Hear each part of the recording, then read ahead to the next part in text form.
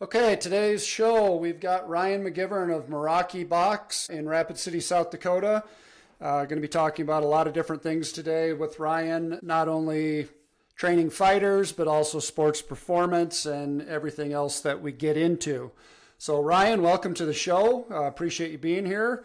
If you could, maybe just say hello and give us a brief background on yourself.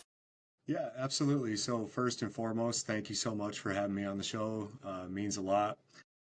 So, like Scott said, my name is Ryan McGivern. I live in South Dakota. I'm originally from upstate New York.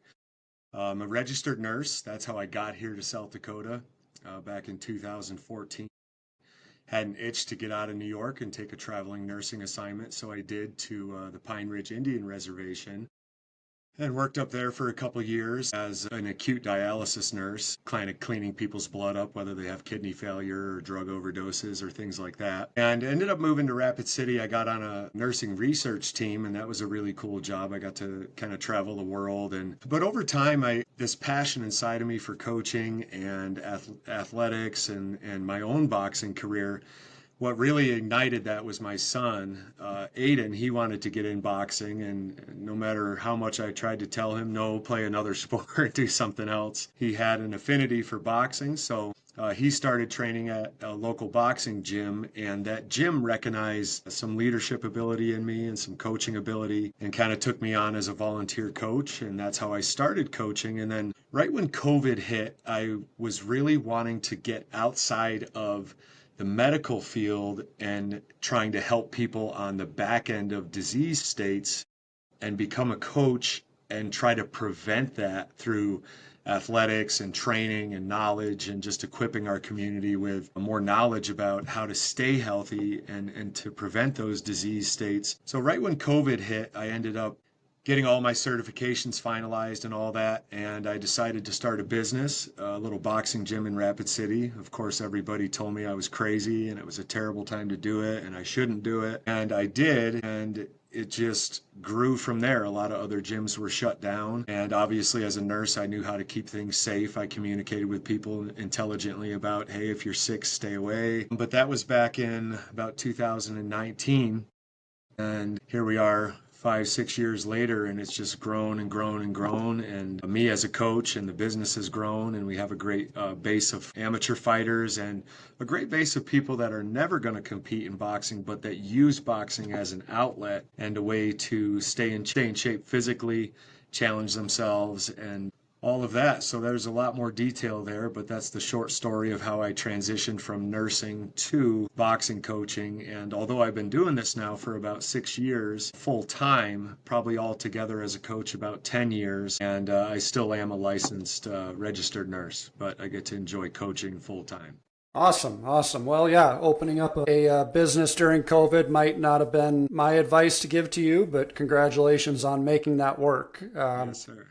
So let's talk a little bit about the boxing world. Obviously you came up as a boxer and now are on the other side of it or on the outside of the ring coaching. Tell me a little bit about your philosophy with boxing and just kind of the experience that you've had with your fighters and kind of the message you try to get to them prior to them stepping in the ring.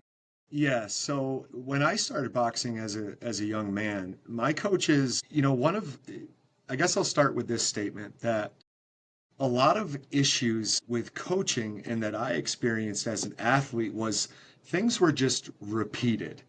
I was being taught what was taught to them because that was taught to them by their coach and the generation before them. And so my coaches, when I started boxing, it was, I'm going to teach you how to be tough and how to take a few shots and move forward and throw a few shots, give a few, take a few. And it was kind of more of a tough guy principle. And as I started to transition out of performing as an athlete and into coaching, I realized there was an enormous gap in what the definition of boxing really is. I had never had a coach even tell me what the definition of boxing is. And what that is to hit your opponent from the furthest distance away with the most amount of leverage and power.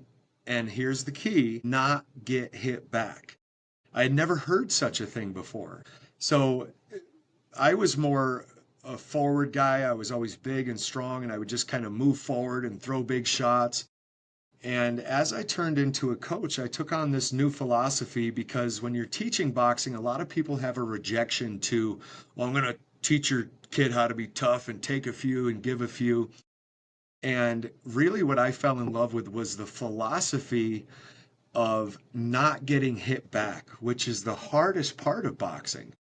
Anybody, as you know, whether it's somebody in a bar room on the weekend or even a young kid, we know how to pull our arm back, we know how to let a shot go, but people are blown away with how much footwork and mental game is required to stay calm enough to let your shots go and then relaxed enough to move and get out of the way or staying technically sound mentally. So I really have adopted a system of, yes, I want you to throw punches. I want your punches to be significant.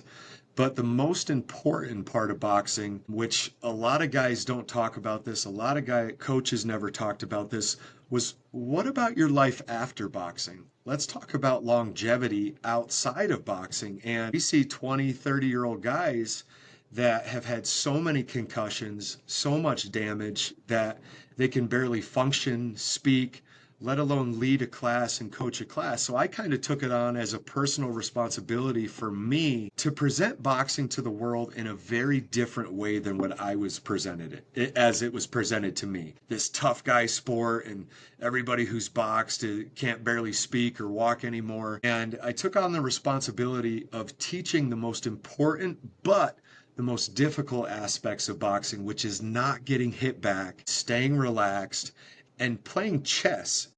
Not just how hard can I hit, how fast am I, how powerful am I, and how good is my chin. Boxing is a mental game, and chess masters are the ones who can do the game of boxing for years, enjoy it, and even still enjoy it in sparring now at my age, over 40 years old, and not be leaving with concussions and broken noses. And so there's a lot more to boxing than just this whole tough guy philosophy. People hear boxing, and if I talk to a mom or a dad, and the first thing it's like, boy, I don't know, that's such a dangerous sport. And what most people don't even realize is that when somebody's taught proper boxing, there's less likely your child or you are less likely to getting a concussion in boxing than you are in pee-wee football when it's taught properly, but that was never presented to me. So I felt kind of an obligation, Scott, to teach boxing and present boxing as a much more philosophical and intelligent way of performing than just this tough guy sport. Because a lot of people who come to boxing are dealing with traumas or they have anger and they think like, I just got to get in there and release that. What they don't understand initially is that you're going to learn how to box, but you're going to learn self-control, self-discipline, how to move, and how to stay calm under pressure so that you have longevity outside of performance in the ring later in life. And so I really have enjoyed trying to change the community's view of boxing as not just this vicious move forward, throw punches kind of thing, but rather to stay relaxed, be philosophical. And I always say this, anybody who's trained with me, boxing, it should be seen as this: science over violence. And everybody traditionally has seen it as violence. And I love to teach it that way. And it kind of, you can see that aha moment in people's eyes, like, wow, I never thought of it like that. It's a lot more science than it is just this tough guy violence. And I really enjoy the opportunity to share that with people, get them involved in boxing and realize there's a lot more to it than just brain damage and toughness and all of the things that it's looked at when your only knowledge or experience of boxing might be watching a Rocky movie. And just, I remember my mom watching that movie as a kid and just, oh my goodness, he's getting hit so hard. And so that's most people's perspective of boxing, is that. And I feel like it's my job and my awesome opportunity and privilege to show people that there's so much more to it than just that beating each other up kind of mindset. Does that make sense? Yeah, completely. Yeah. So you made a couple comments about what boxing does for a person's mentality. And, I know you work with younger people, older people, everybody in between, but let's talk, about, let's just say a teenager or somebody in their early 20s getting in there, getting engaged, and learning the skill, what can that do for them mentally, or what can it do for their mentality approaching life, sports, whatever it may be? Oh yeah, that's an awesome question. I love that. Yeah, like I said, most people kind of come in, and I get a lot of anywhere from young teens from that pubescent age to where hormones are starting to rage. I get a lot of people in that age, and I also get a lot of people early 20s, even into the late 30s, and that come to boxing with the initial thought of that the tough guy theology. And I start to break it down to them that boxing is more about self-control, about staying calm under pressure, about being scientific and thoughtful about your approach to boxing. And then, you know, the awesome privilege that I said I have an awesome privilege earlier. And what I mean by that is that I get to teach them boxing, but there's a lot of life lessons that are incorporated and wrapped up into that theology of boxing. And I tell people that if you can learn how to manage your frustration, manage your feelings, and manage your emotions when it comes to boxing, when you step outside of boxing, and let's say you're at the school level, whether it's high school or collegiate level or business level, owning a business, or even just functioning in today's society, trying to rise up in a company, that a lot of people haven't learned from traditional schooling, traditional sports, how to manage themselves emotionally. And when you start to talk to people about this, they realize that, well, geez, if I have to be in a ring with somebody who's trying to punch me in the face, who's trying to win or have an advantage over me, I can take that mindset into the business world, learn how to manage my nerves, learn how to manage my aggression and my feelings. Because I like to say this, that people need to understand that their feelings are valid, but the feelings aren't the total sum of truth. And you might feel disappointed, feel upset. There's a lot of rounds in boxing that you're going to feel like, man, this isn't working, or I'm getting beat. But when you learn how to manage that and then to adjust, and you take that mindset out into your regular life, whether it's your marriage, your relationship with your kids, your business, now you're learning how to equip yourself with mental strategy and calmness that can be brought into other areas of your life that you didn't realize are actually more superheroistic than your ability to perform a sport anywhere. When you can sit in a boardroom and have people of high status, whether it's doctors or coworkers or the CEO of the company, and everybody's getting emotional and getting riled up, and you can stay calm in that environment, it gives you an ability to see clearly, make precise decisions. I feel like I say this to everybody. If you're 85 years old or you're 5 years old, there's an emotional intelligence that comes from training in boxing that literally can become an asset for you in every area of your life. And so I've literally taken guys who've come into the gym and gals that have come into the gym. They've only known one type of way of living, and it's they wear their emotions on their sleeve, they get upset, they get riled up, and nobody's ever taught them different. And when they start to learn that, oh my goodness, nothing is more stressful than having somebody stand in front of me. I'm trying to hit them as hard as I can. They're making me miss, and they're touching me back, with shots. And you learn how to control yourself in that environment. My goodness, how easy is it to deal with anything outside of the gym, like somebody who gets frustrated in traffic? Where that young person may have used to get riled up and kind of try to meet somebody's emotions, you become a master at de-escalating situations. You become a master at thinking through situations rather than just trying to bull your way through that wall or barrier or dynamic, whatever it might be. And you really become emotionally intelligent and disciplined, and it just becomes such an asset. I've seen guys go from having fits of rage and needing anger counseling to becoming the counselor because boxing has given them such an ability, such a self-awareness, just skills that nothing else ever gave them before. So as much as I'm a coach, Scott, I feel like a lot of my job is counselor also. And that was something that shocked me when I became a coach. But I enjoy that almost more, because if I'm teaching you boxing, that's a cool thing for me. I get the opportunity to teach somebody the basics of what I love, but what I'm really after is how can I equip this human being so that when they're not boxing, when they're not putting those gloves on, to make them more capable in whatever situation life might bring.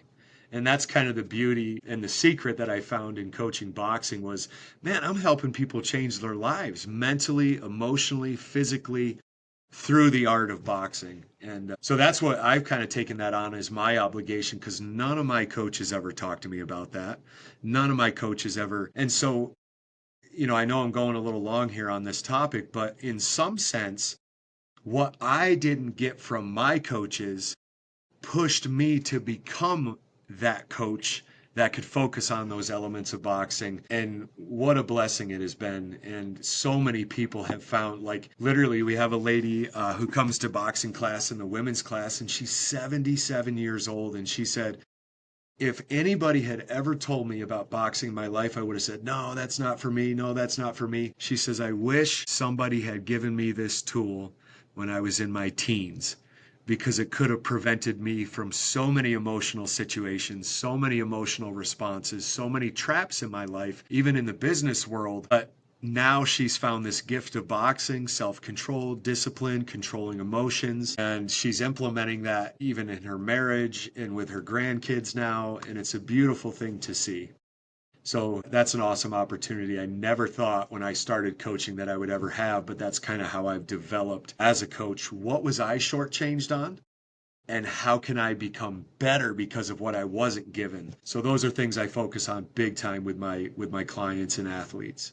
Awesome. And I agree with that 100%. And kind of moving into my world a little bit, dealing with athletes of all ages, all sports. Most of the athletes that we work with have ambitions to, play at the college level, if not beyond. And one thing I try to talk to them about is that emotional well-being. Yeah. I've met a lot of athletes that they're confident, they're competitive, they're going to fight when they're out there. But where that emotional piece comes in is what happens when things are not going your way, and you have to deal with that adversity.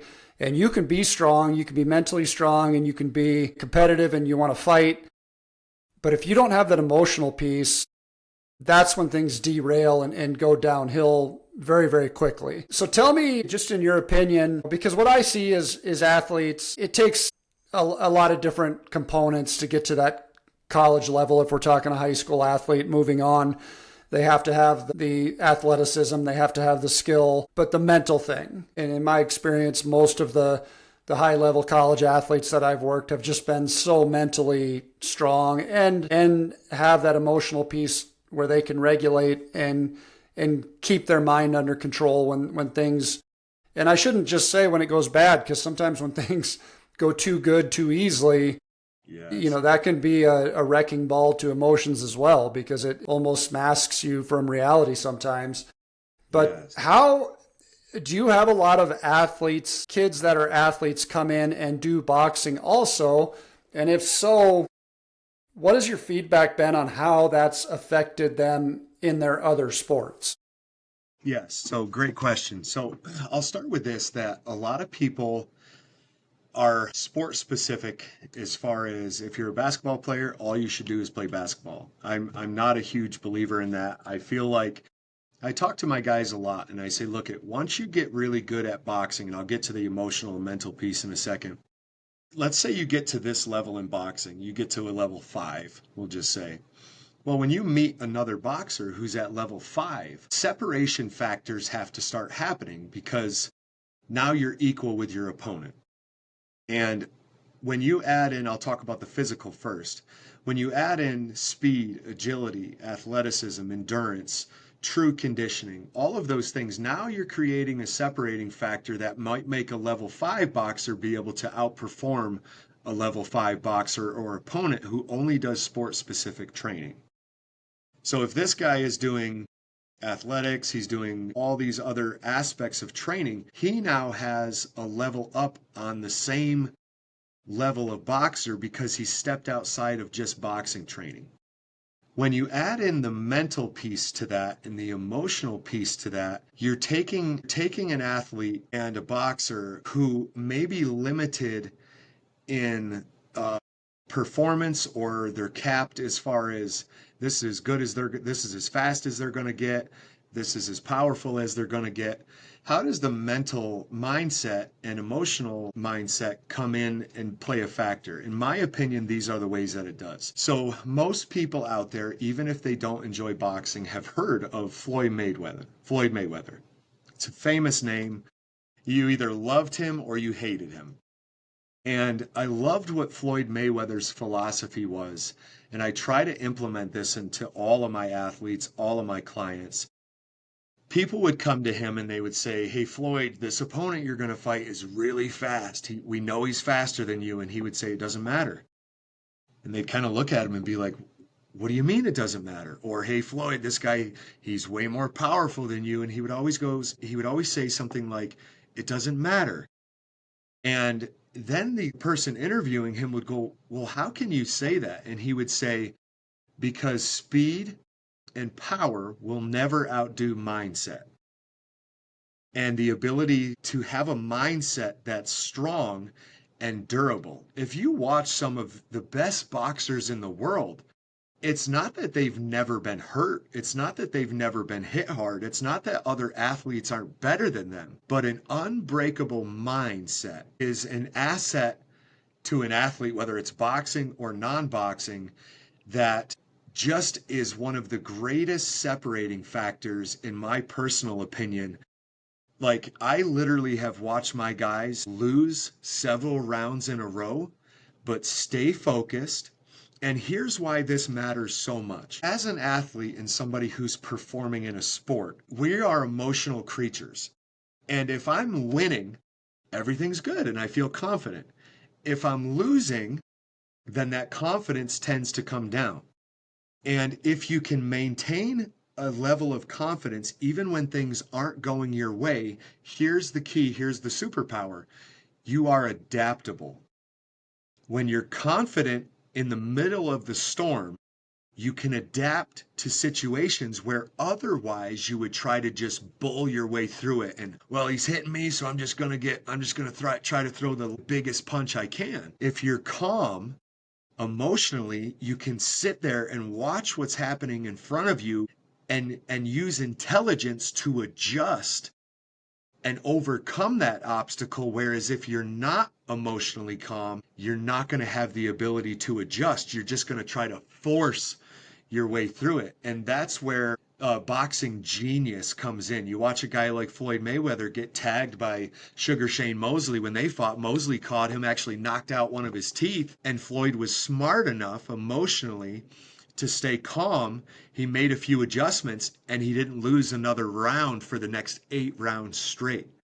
So I feel like if an athlete realizes that my ability to have emotional intelligence and control isn't just about feelings, but it's about adaptation. That when things are going your way, okay, great. If it ain't broken, don't change it, baby. But if it's not going your way, that's where the emotional intelligence can be linked to adaptation, which means survival and survival of the fittest. So, and when we think of survival of the fittest, it's, well, whoever's in the best shape. There's a lot more to it than just your shape. I've literally seen guys who are not in great shape, but they have such a control of their emotions, they can get in that ring and outperform somebody who is at a way higher level athletically.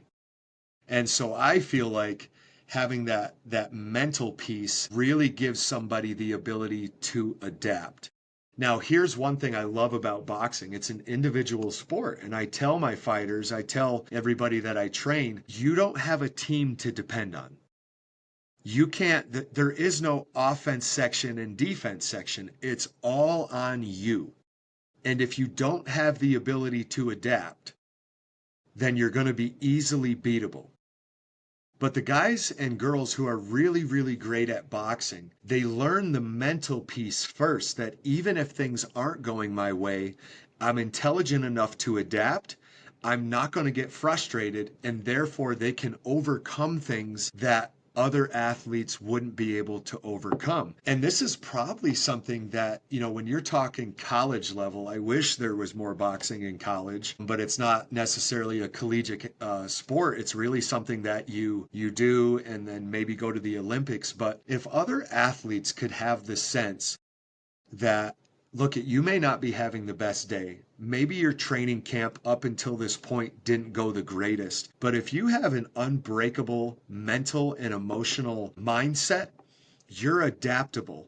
So whether you're winning or you're getting destroyed, you have the ability to see into the situation with a clarity that you otherwise wouldn't have.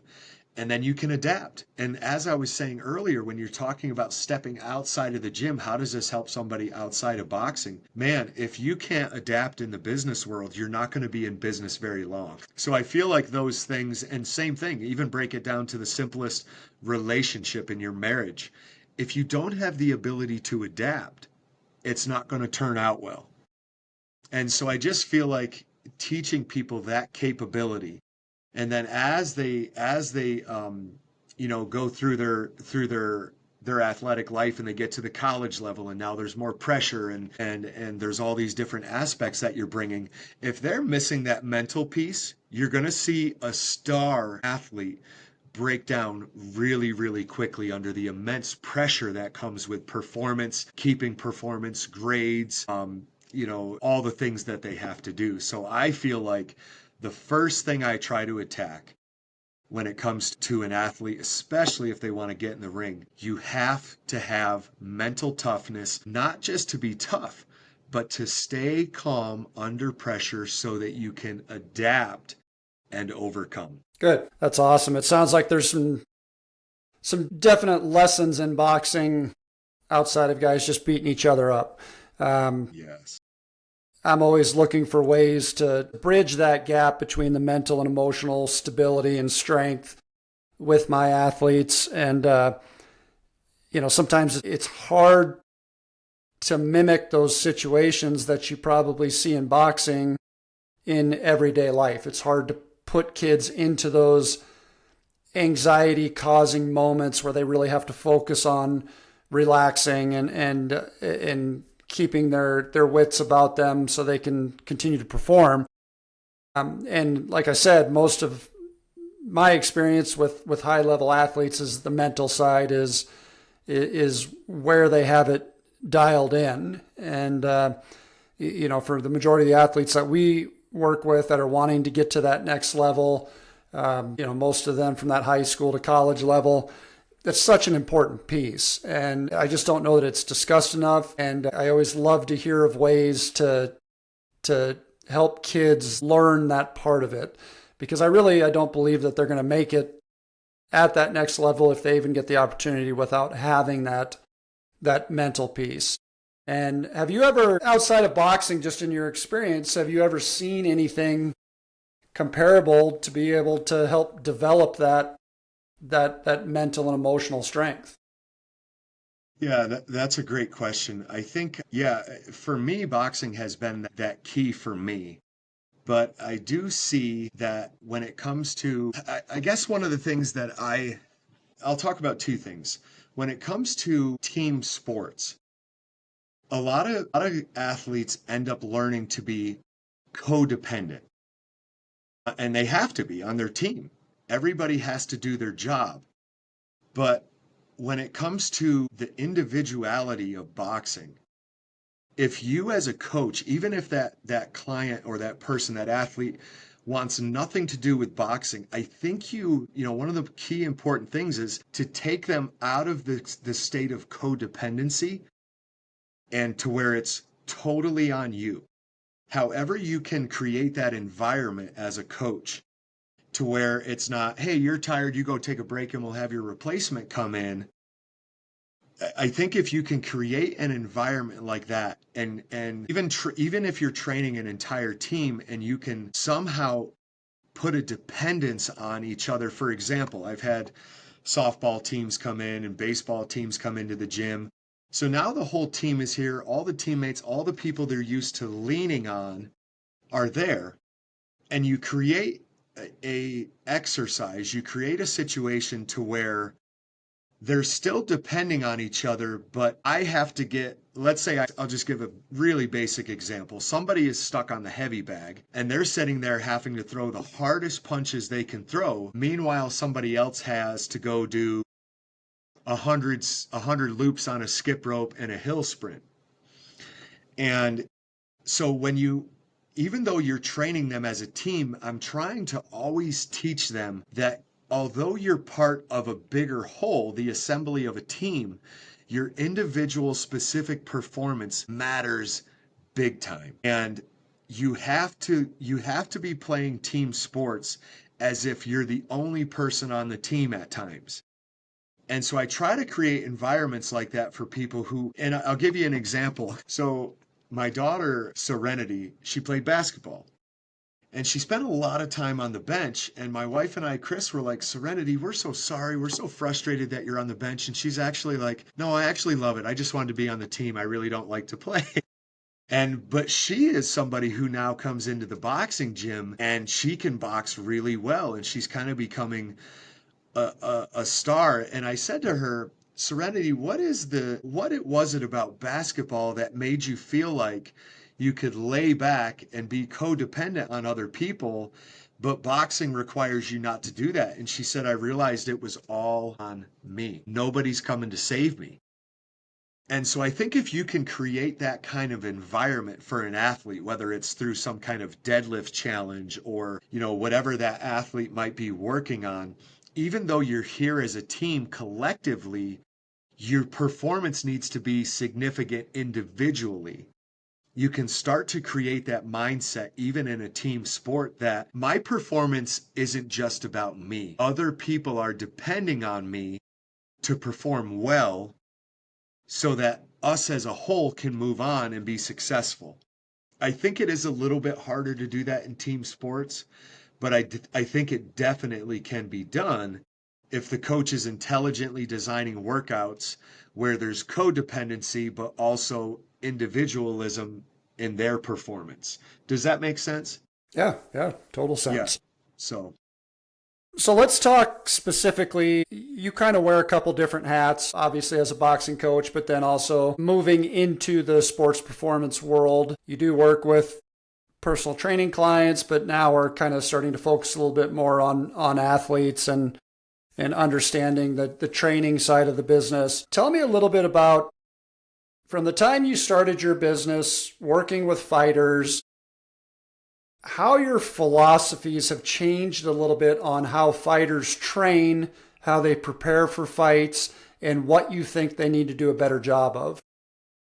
yes, awesome question. So, and I'll just be honest, I'll be raw and open. That's kind of the only mode I have. When I started boxing coaching, I was a sport specific kind of guy. I thought that if you're going to be a boxer, the only thing you should be doing is boxing. And I quickly learned that if you don't have athleticism, agility, speed, power production, true conditioning, real endurance, and you don't add those things, and I literally saw this manifest as a coach as fights were happening. My guys were getting and my girls were getting very skilled, very good at all of the aspects of boxing, but then let's say I would have a fighter, they'd go in there and they would be successful in their first 2 or 3 fights.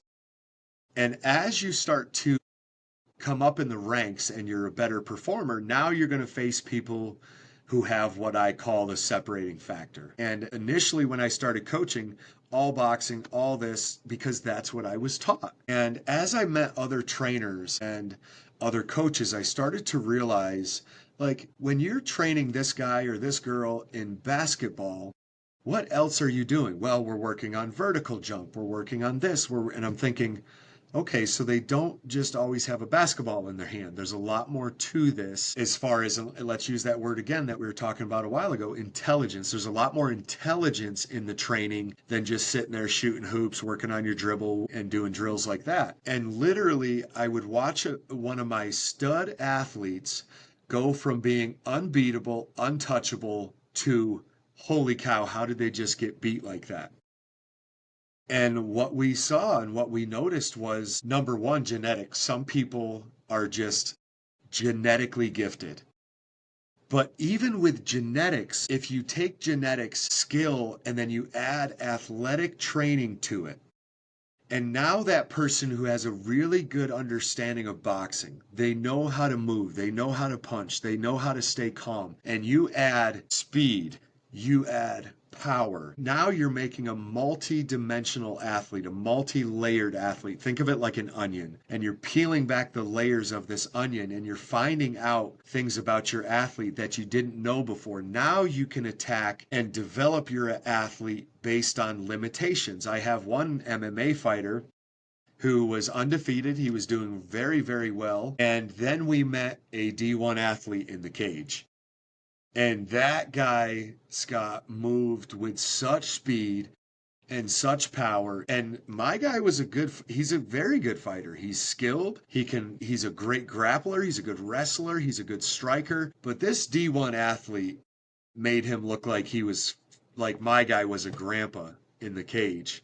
And my neurons were just firing, man. The light bulb just went on and it was like, oh my goodness, we're missing a huge piece here. And so it got me out of the mindset. And that's one thing, like, I would highly encourage coaches, challenge yourself, challenge your thoughts, and challenge your methods. Because so many people just get caught in this, well, this is my way, this is how I do it, it's good enough, it ain't good enough. And if you're not questioning your methods, if you're not willing to stand in the mirror and go, hey, Ryan, how am I not best serving my community? And that really opened my eyes and made me realize that we have got to add other elements, layers, like we're talking like an onion, to how we're training these athletes, then we're doing them a great disservice. Yes, boxing's great. Yes, they have to know all the aspects of boxing, but if we're not working on all of these other aspects of athleticism, there was such a stark difference in that D1 athlete compared to my guy who was sports specific. It was mind blowing, Scott, and it really turned on the lights in my head to go, okay, there's really high layers to this. And if we don't get involved in these layers and if we don't get serious about these layers, we're going to end up having a decent community of decent boxers locally. And so I had to break that mindset, and still I'm in the midst of that constantly going, Ryan, what am I missing? What am I missing? And so it's changed me as a coach. It's changed my entire team, and even my team will tell you that. I had somebody in the gym the other day say this, and I loved it when they said it. Ryan is not the same coach he was 5 years ago, and I'm thankful for that. And it kind of blew my mind. I was like, wow. Because the coaches I had as a young man, they just were who they were. They were just repeating things. They weren't growing. They weren't adapting. They're all about me getting better, but I never saw them working on them getting better, which could have made us all a lot better in the long run. So, to me, it's about being just, even though I'm not in the ring and I'm not fighting anymore, man, if I lose my ability as a coach to adapt, then how can I put that on my guys and expect them to adapt when I've lost my ability and I'm stuck in the mud and I'm just, no, this is the way we do it because my coach did it and his coach did it that way. So it really brought in that whole adaptability piece for me as the leader and as the coach and the captain of the ship to go, yeah, guys, boxing's great, but you're going to meet a boxer who's got other layers and they're going to adapt faster, they're going to develop faster, and they're going to make you look bad. And so, by that happening to me as a coach, I had a choice. I had a choice to look at that fighter and go, well, you just lost and you didn't do good enough.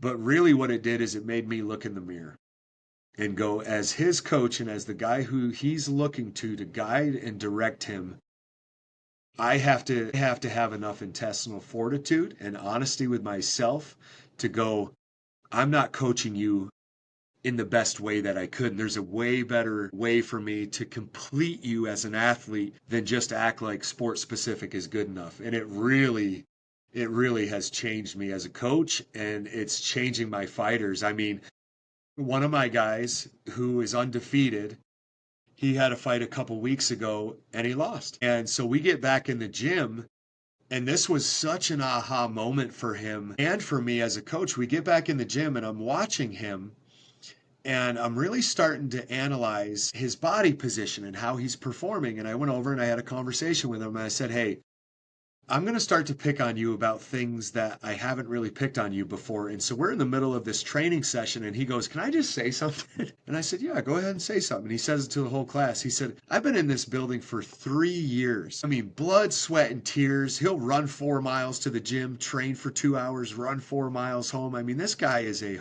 hard worker."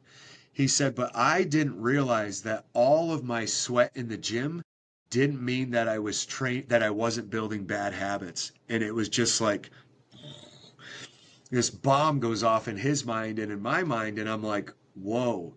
So sweat equity in the gym doesn't necessarily mean that you're doing things correctly, appropriately, or that you're not building bad habits. And so I was working on his body positioning, and this guy trains 4 or 5 hours a day sometimes. We were 30 minutes into a training session and his back leg was shaking like a leaf. And it was so cool to see because he had that aha moment, like, I've been standing up too tall.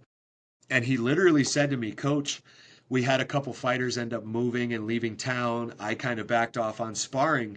And he said, "I can tell you the moment I developed the bad habit of standing up, it was when all of the high schoolers came in and they didn't know how to box. And I got comfortable standing up really tall with them and just encouraging them to hit me so that they could learn how to box."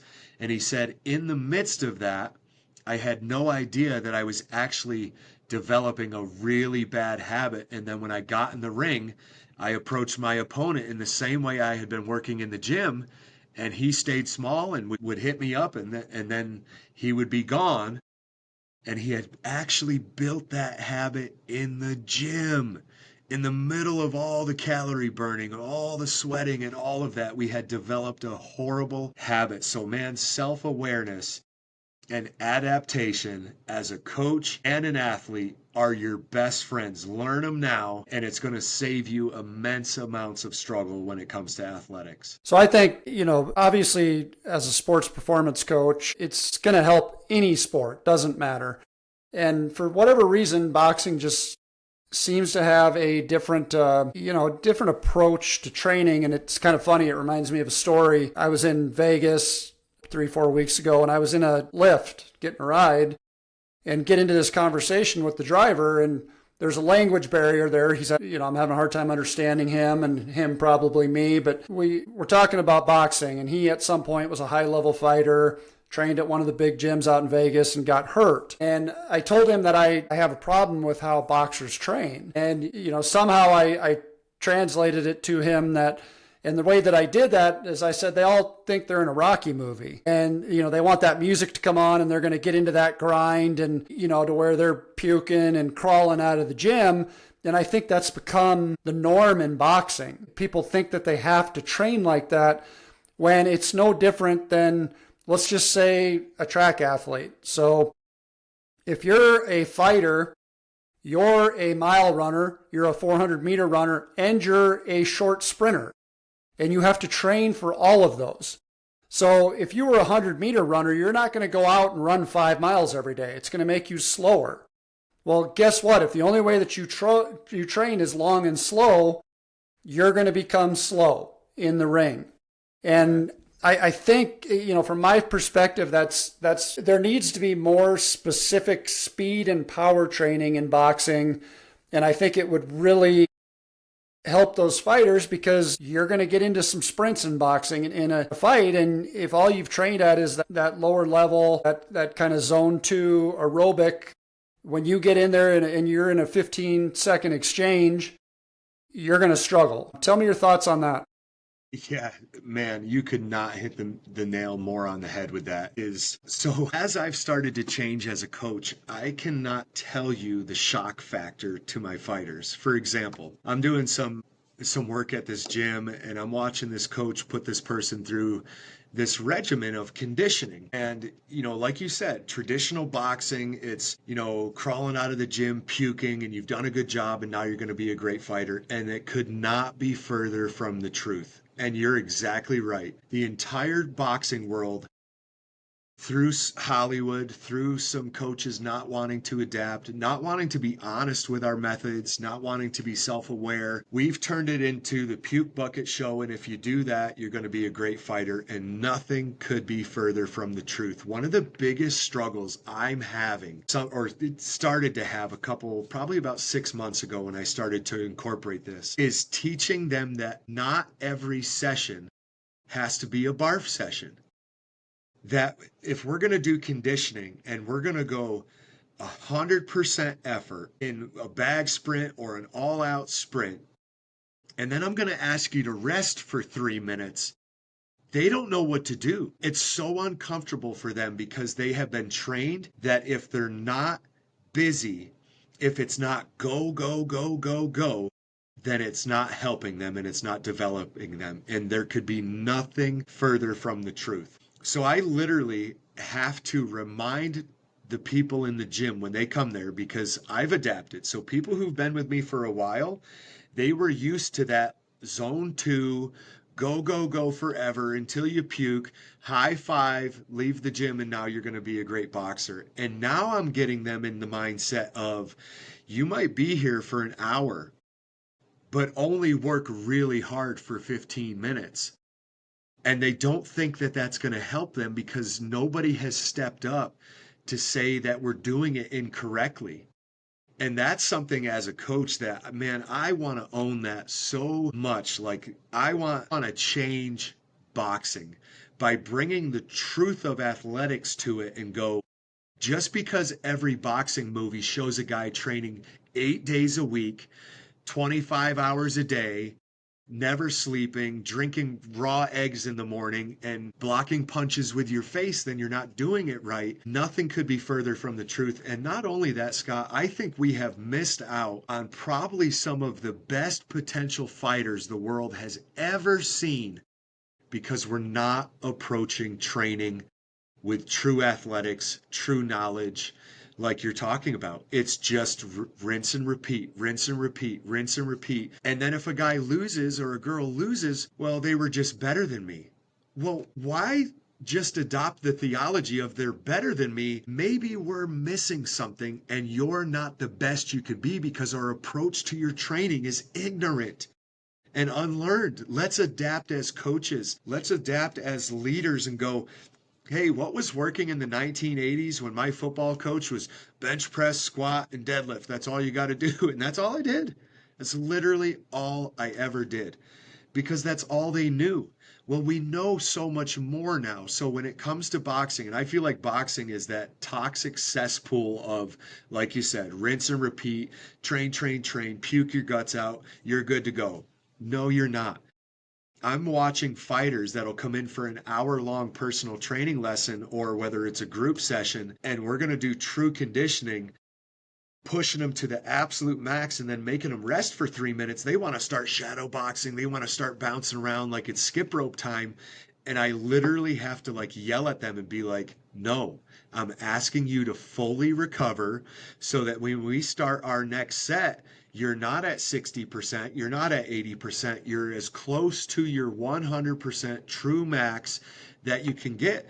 But it is such a difficult mindset to break. And if we don't own it first, culturally, as the leaders and the coaches and the trainers, how are the athletes ever going to get it?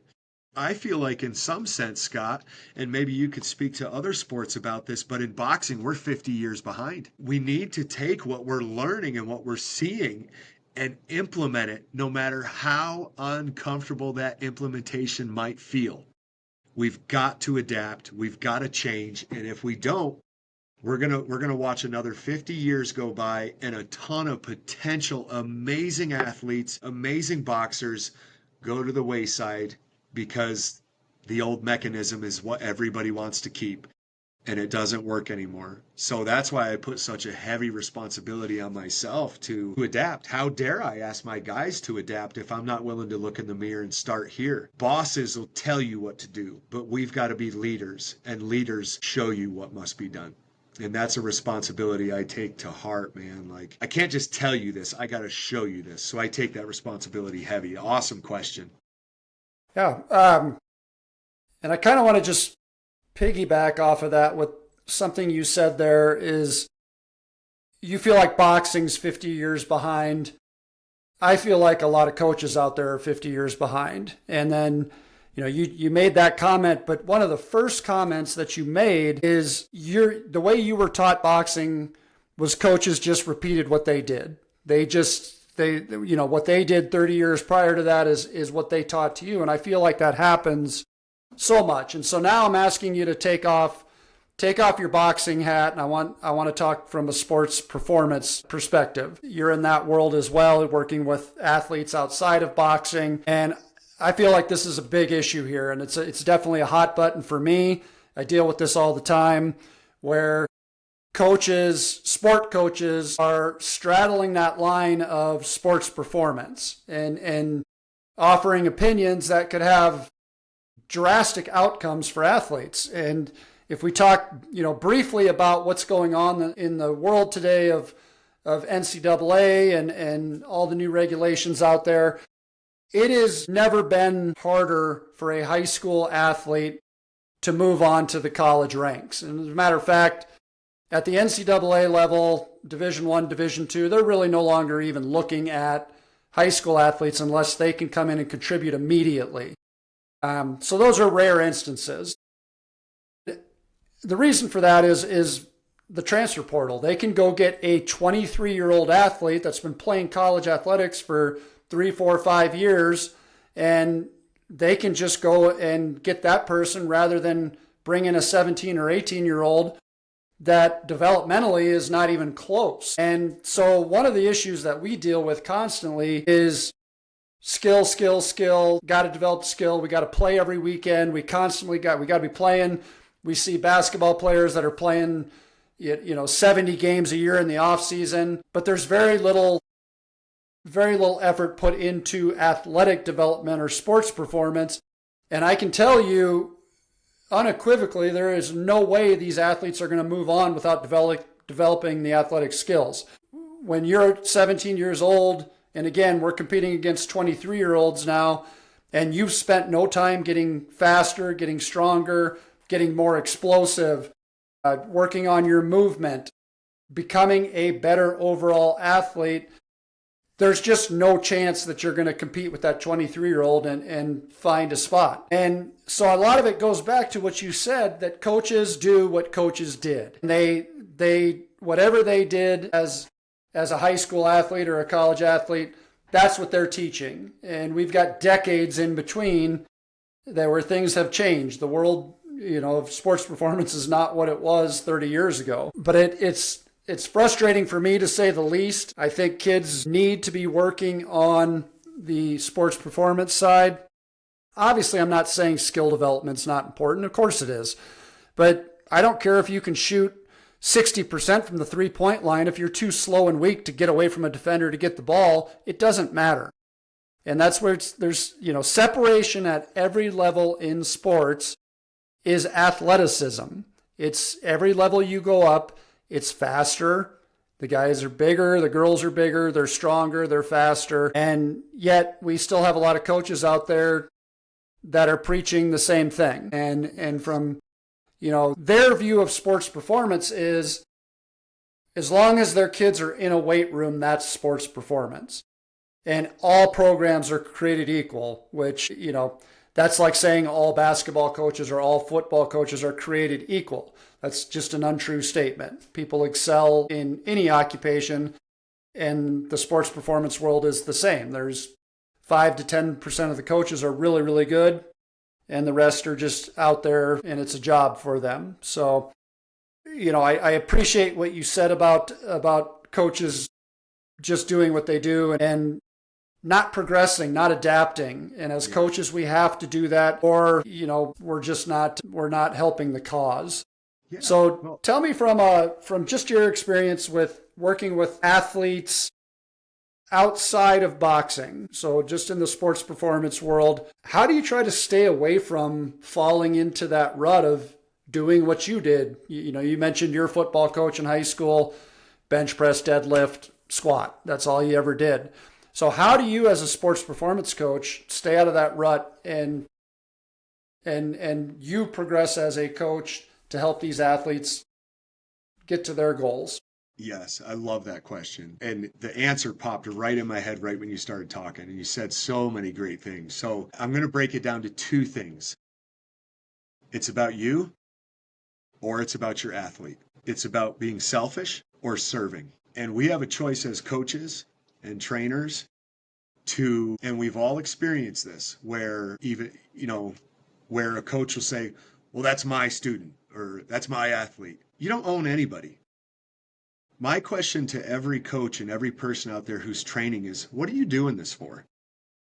Are you in this to make a name for you? Does this somehow serve your ego? Does it somehow puff up yourself? And are you that person that tells your athletes, oh, you can't go to that gym because of this, this, and that, and I can provide all your training? Or are you serving your athletes? So to me, it comes down to selfishness or servanthood. And if you're selfish, you're going to rinse and repeat. You're going to tell your athletes that you are all inclusive and that you can cover every single need they have. And you're shortchanging them. When my focus as a boxing coach, I tell my guys all the time, because I've had MMA fighters come to me and go, and I say, I'm not the coach for that. You have to be aware of your limitations. If we don't become self-aware as the leaders and the people responsible for growing these athletes, we're going to keep manufacturing half-hearted, half-able athletes and blaming it on the athletes like our coaches did. Well, it's because of them, or they don't want to work hard. That's easy. It's lazy and it's selfish, in my opinion. Where we have got to get our focus on is serving our athletes and going, it can be an uncomfortable moment to train an athlete and go, you need service outside of me. It was difficult as a boxing coach, and I know you want me to talk more about sports and athletics, but it was difficult for me as a boxing coach to go, I'm not giving you everything you need, because there's that part in all of us when it comes to business or leadership that you want people to be committed to you. You want them to stick with you. But man, it can get so ugly and so selfish and become about us so quickly that the athlete gets stunted so that we can feel affirmed. And what we need to do is to set our ego aside and go, what is the best route for this athlete, even if it means them working outside of me as a coach? So to me, I think we have got to attack the heart, leadership, and start talking about the hard topics that we all struggle with. Challenge our mindsets, challenge ourselves to not look at ourselves as owners of athletes, but rather the privileged developers of athletes. I literally cannot tell you how many athletes I know that could have gone on to do amazing things, and their coach said, no, you got to do it this way, and couldn't give good reasoning behind it, and literally stole careers from athletes because the coach was stuck in the mud, wanted their affirmation. Nope, he's my athlete, she's my athlete, they're going to do it this way, and never challenge themselves to grow and learn outside of their knowledge pool. Because what that means is that if me as a coach, if I'm going to go, hey, I don't know enough about this, that's a humbling thing. And that can be scary for a lot of people. But who ends up paying in the end if I don't do that and look introspectively at myself and go, Ryan's limited in his total knowledge, and I don't want my limitations to manifest in my athlete. I've got to become a servant to that athlete and realize that my job isn't ownership and it's not enslavement. I don't own rights to this athlete. My job is to serve them, even if it means me having to adapt and change and doing things differently than I ever have. So to me, it comes down to making sure that if whatever athlete I'm working with, am I serving them or am I self-seeking and trying to somehow get myself affirmed so I feel better? I feel more important as a coach. I feel like I can pound my chest and go, yeah, that guy's successful because no, that guy's successful. I guided and directed. My job was to serve them and set my own ego down, set my own intentions, my own desires down, and go, how can I make them the best? Sometimes the biggest problem in our athlete's life is the coach standing in front of them, but nobody wants to talk about that. And that's really what I have a heart for, man. I've told my athletes, and I try to say this all the time, if at any point I'm becoming a stumbling block and not a launching pad for you, I'm going to get myself out of the way. And I think we have got to focus on that as a community of leaders, fathers, mothers, coaches, teachers, trainers, and go, am I serving or am I selfishly seeking affirmation? Because that's the root cause. We can cut the fruit off as much as we want from a tree, but if we don't get to the root cause, we're never gonna grow nothing but rotten apples, and we're gonna keep trying to cut them off and finding that one special athlete. But I feel like as a community of coaches, performance coaches, strength, conditioning, boxing, if we can all get the same mindset that I don't own them, I'm here to serve them, that should immediately put us in a posture of going, I know what I'm capable of as a coach, but more importantly, I have to know where I'm limited and what I'm not capable of as a coach. And that immediately changes the dynamic for an athlete. And honestly, it was scary for me as a coach to do that initially because I'm thinking people won't trust me. But the absolute opposite effect totally took place. When you're willing to admit your limitations or that, hey, we can't be sport specific, I want to serve you better, and I need to step outside of my realm of knowledge and get you over here with this coach or gain more knowledge and become more educated myself. I thought that would hurt my ability to coach and lead, and actually it has absolutely perpetuated it because the athlete now knows that I'm not looking to own them. I'm not looking to for what Ryan gets out of it. I'm looking to serve the athlete and make them the best they can in spite of me at times. And that was something, I mean, I remember coaches literally fighting with other coaches out on the Little League field because they disagreed about training and stuff. And we've got to get together, in my opinion, as a community, own our mistakes, own our limitations, and start focusing on serving the athlete and their needs, not ours, not our businesses, not what's best for me, what's best for them. And I think we'll see an entire dynamic change. But how do we get there? I think one of the best ways to get there, and now I'll talk about the athlete, is to let them taste and see that. A lot of people are used to the coach who wants to own them. Nope, do it my way. Do this approach this way. Nope, shoot your shot that way and do this and do that. When's the last time anybody out there has had a coach that said, what feels most comfortable to you? How do you get the best height out of your jump? How do you get into your flow state and so you're a better performer in volleyball or basketball or football? And stop trying to be salesmen and be servants. How can I make you better? Not me interested in what I can sell you about me. And that's a scary realm to get in because then it's like, well, and there's a whole nother element that comes into that, but I think we've got to start focusing on serving the need and not ourselves. Awesome. Well, two things that you said there, or that you linked that to, were emotion and ego. Mm. And that puts up a lot of walls in athletics. And, I've experienced it a lot where I consider myself a resource in what I do. And somehow that, is turned around to a coach and somehow I'm a threat. That I'm going to somehow take their athlete or change their athlete from what they want. My goal is to make, every athlete better. And there's no cookie cutter program that gets you there. Every athlete is different and they all need to be trained, independently of each other to Yes. get maximum results from them. And so, Yeah, it's an interesting dynamic between the sports performance world and the sport coach world. There definitely needs to be, that gap needs to be bridged somehow, and it does take, setting those egos aside and realize that we're all in this to help the athlete, to help the kid most often. And at the end of the day, we're not working with these kids to make them future heavyweight champions or NFL players or MLB players or whatever sport you want to use. It's awesome when that happens. It's awesome when you get to work with athletes like that. But at the end of the day, we're preparing kids for life and Yes. giving them skills that are going to help them long after sports are done. Right. And when you look at it from that perspective, I think that's an easier sell to put the ego away and to really focus in on how can I help this kid develop as a human being. And Yes. if we do that, then everybody wins.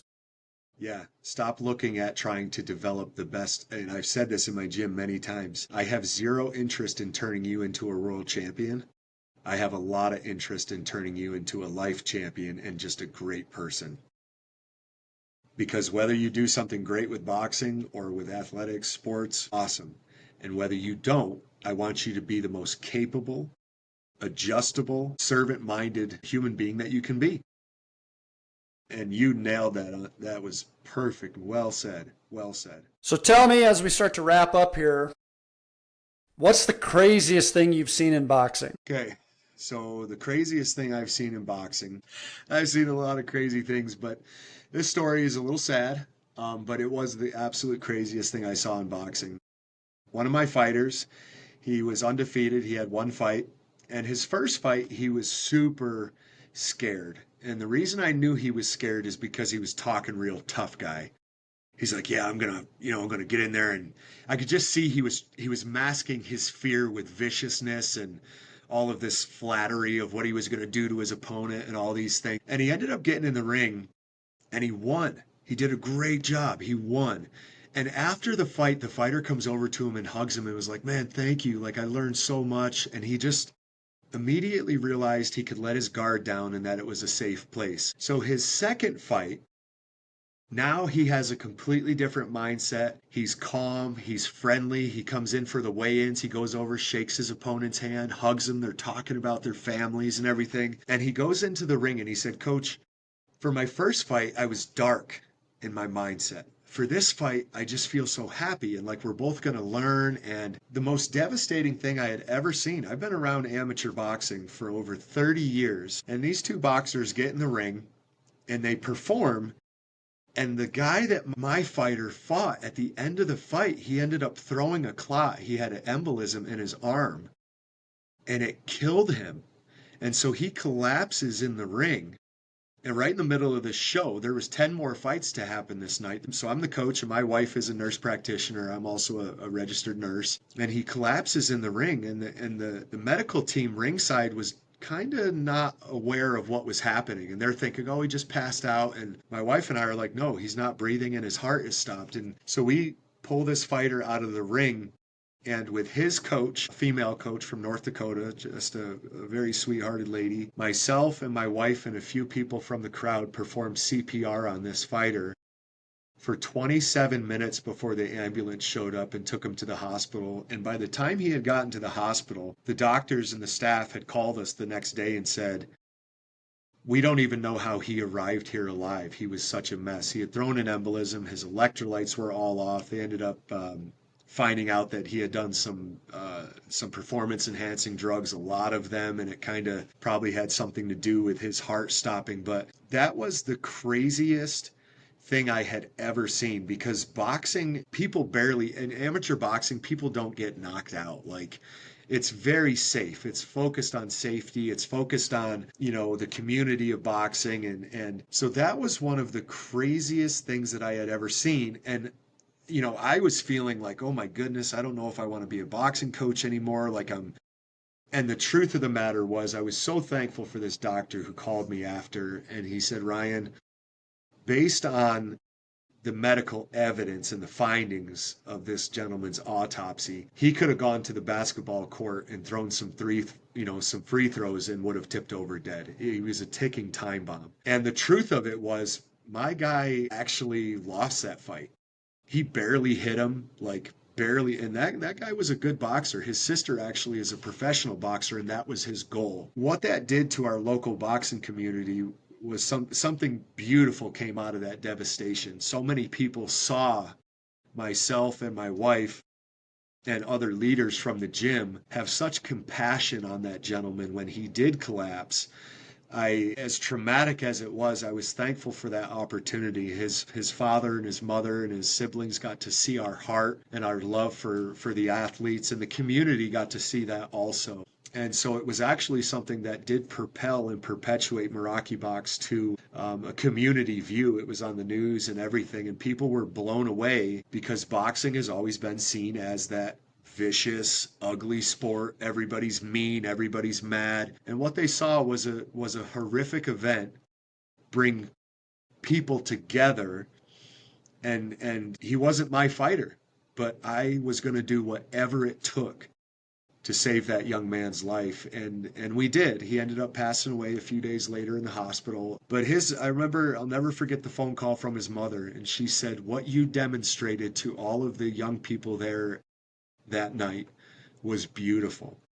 That even though he wasn't your athlete, as soon as there was a problem, you were the first one to serve his need. And that's why I say have such a heart to serve our community in what I do, not serve Ryan, not my ego and not my desires, but to make sure I'm a servant of our community. And how blessed am I that I get to do what I love every day and teach boxing and work with athletes. But at the end of the day, Scott, that's a crazy story, but I also got to make another accentuation point on it's about serving. Yeah, it's about serving. And then I think also the things that you're saying have been, definitely implemented into the culture that you've built in your gym. And, I think coaches sometimes get wrapped up too much in the X's and O's and they miss out on the personal touch. And I think culture and environment are huge for developing athletes. And just with my experience with your gym, you've done that and you've created a culture of where people want to come, where they know they can let their guard down and get to work and not be judged and always be coached and lifted up. And so that's a testament to what you've accomplished. And so one last question, put you on the spot. How do you feel about all this YouTubers boxing? Oh my goodness. I'm just going to shut my computer off. So a couple things. I would say I try to always find the positive in everything. And my initial thought is, I hate it. I hate it. But there is a positive aspect to these YouTubers boxing. And a positive aspect is that a generation of kids and people who are ignorant to boxing have never had any interest in it whatsoever. They have been introduced to boxing because of Jake Paul and because of these other guys who are doing this stuff. Now, also with that said, I want to give credit where credit's due. Jake Paul has fought some guys who are actually decent boxers, like Tyson Fury's brother. When he fought him, he lost that fight, but he didn't get knocked out. He didn't get devastated. He fought Mike Perry, who is known to be one of the toughest forward-moving, big hook guys there are out there. He beat Mike Perry. He obviously, initially when he was fighting other YouTubers like KSI and stuff like that, it was like, oh, this is cute. I can tell you this. I feel like the loser in the Mike Tyson versus Jake Paul fight was the viewers, us, because there were things in that contract that restricted Mike Tyson from unleashing punches in the way that he wanted to. And he even said that. He said there was a $10 million clause, either $5 or $10 million clause, that if he knocked out Jake Paul, he wouldn't make as much. And somebody said to Mike Tyson after that, well, man, your legacy of boxing and your belts, and how could you let that go? And he said, my legacy is my kids. And my financial responsibility of taking care of them is much greater than me beating Jake Paul. So two things. I think it's brought a generation that otherwise probably wouldn't have had an interest in boxing. It's brought their attention to it. But in a sense, it's brought attention to it in a negative way that just anybody out there on YouTube can become a high level boxer. What people don't know is that Jake Paul's been boxing and practicing boxing and training boxing for a long, long time. He's been into boxing since he was about 10 years old. And so the positive is that he's brought attention to boxing. The negative is that, my goodness, Jake Paul, would you fight somebody who actually is your size, your strength, and who's an actual boxer? I'd love the opportunity, but And the paycheck. Yeah, yeah.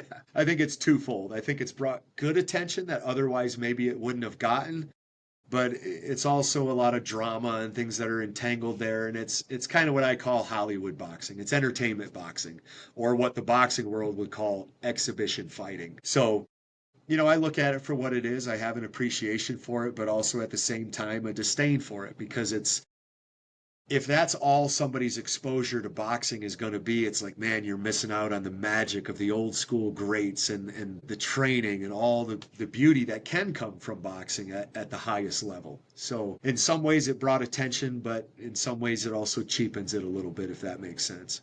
Yeah, yeah. Kind of figured that would be your answer. So.